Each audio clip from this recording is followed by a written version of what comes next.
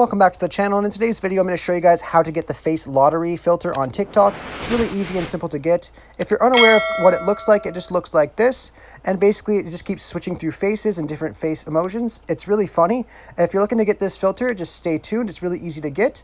All you have to do is head over to your TikTok application and open that up, and then you want to exit and go to your Discover tab. Once you're on there, you want to just search for face lottery filter with no space. And the goal here is just to find a video with that filter on it.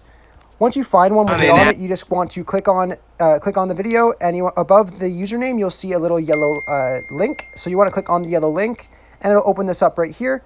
Once you're on this, you just want to click on Add to Favorites, and it'll now be in your favorite filters when you go make a new video. I really hope I was able to help you guys out with this tutorial. If it was helpful, be sure to leave a like on the video and subscribe for more. Thanks for watching.